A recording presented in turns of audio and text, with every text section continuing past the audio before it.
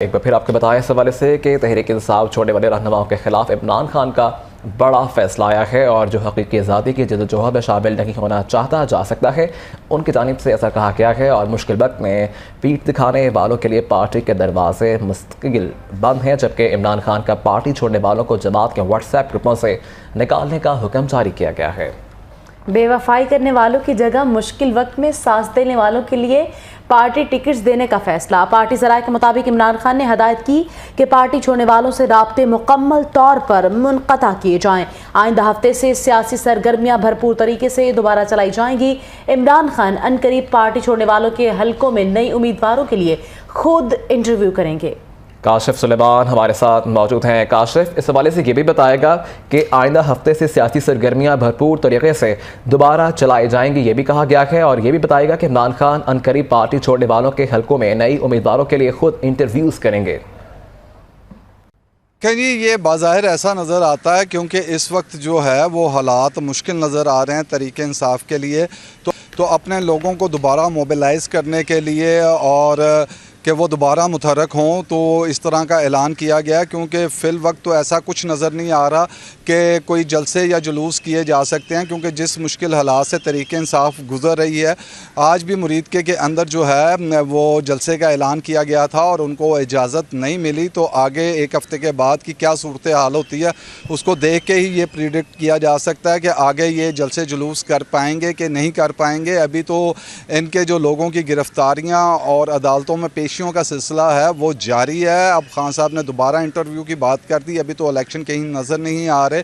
अव्वल तो पहले 14 मई को भी इलेक्शन कहीं नज़र नहीं आ रहे थे और हमने जिस तरह देखा कि जब इनके मुज़ाकरात कामयाब नहीं हो सके और कोर्ट की जानिब से 14 मई की तारीख दी गई थी, उसके बाद जब इसकी दोबारा अदालत के अंदर ये केस था और हमने देखा कि मौलाना फजलुर रहमान और PDM के लोग जिस तरह सुप्रीम कोर्ट के बाहर जमा हो गए और फिर इसकी तारीख आगे 23 तक दे दी गई, तो अभी तो ये जो है केस कहीं नज़र नहीं आता कि कहीं इलेक्शन अभी होने जा रहे हैं। तो टिकटों की बात तो बड़ी दूर की है, लेकिन अपने लोगों को मोबिलाइज़ करने के लिए, मुतहरक रखने के लिए कि उनको कुछ नज़र आए और वो मुतहरक रहें, तो खान साहब ने कहा कि मैं दोबारा जो है उन हलकों में जो लोग पार्टी छोड़ गए हैं या मुतहरक नहीं हैं, वहाँ पर मुतहरक लोगों के दोबारा जो है वो इंटरव्यू करूँगा और उनको टिकटें जो हैं वो जारी की जाएंगी। जबकि टिकटों के हवाले से तो लाहौर के अंदर बहुत सारे लोग हैं जिनके मैंने ख़ुद भी इंटरव्यू किए और जिन्होंने इसके ऊपर बहुत इतराज़ात किए थे कि जो टिकटें दी गई हैं वो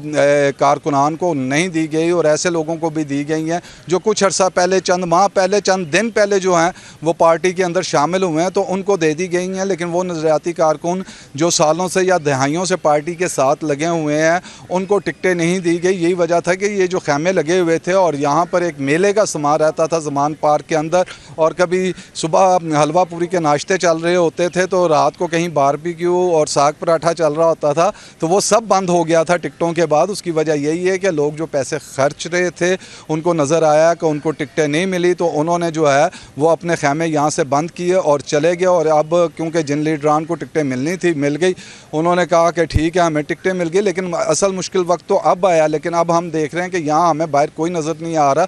हत्ता कि हमने ये देखा कि यहाँ पे ऑपरेशन भी हुए, वाटर कैनन या आंसू गैस के शेल भी फायर किए गए, खान साहब के घर के अंदर भी जो है वो शेल फायर किए गए। लेकिन इसके बावजूद बड़ी तादाद में कारकुनान यहाँ मौजूद होते थे और उसमें ना सिर्फ KPK से ताल्लुक़ रखने वाले बल्कि लाहौर की भी आबादी के बड़ी तादाद में लोग यहाँ पहुँचते थे। हमने बड़ी तादाद में ख़वातीन को भी यहाँ पर देखा जो यहाँ पर आती थी और खान साहब की हिफाजत के लिए अपना किरदार अदा करती थी, यहाँ पर नारेबाजी रहती थी। लेकिन अगर आज आप देखें और ये अगर आप पीछे देखें तो बिल्कुल ये खाली है और यहाँ पे कोई नहीं पाया जा रहा।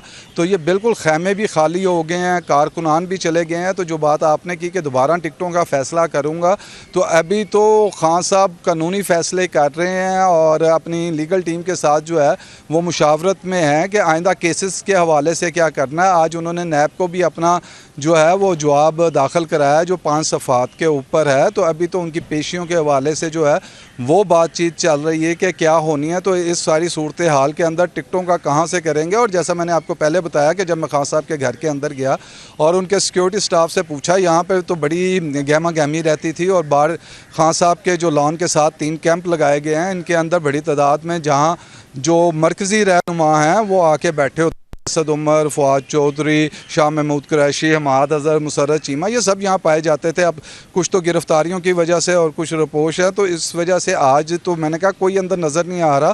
तो उनका भी कहना था कि जी 9 मई से पहले तो बड़ी रौनकें यहाँ थी, लेकिन अब आहिस्ता आहिस्ता ये कम होगी और आज तो बिल्कुल ही कोई नहीं पाया जा रहा। और आज सहाफ़ियों को अंदर बुला के जो है वो खान साहब की रहायशगाह का विज़िट कराया गया है। तो ये नज़र आ रहा है कि अब ये जो टिकटों वाली बात है, ये सिर्फ अपने लोगों को मोबिलाइज़ करने के लिए बात की जा रही है कि वो लोग सामने आएँ जो टिकटों के ख्वाहिशमंद हैं और बाहर खड़े होके मुज़ामती जो ये जंग चल रही है उसके लिए भी खान साहब के साथ खड़े हों।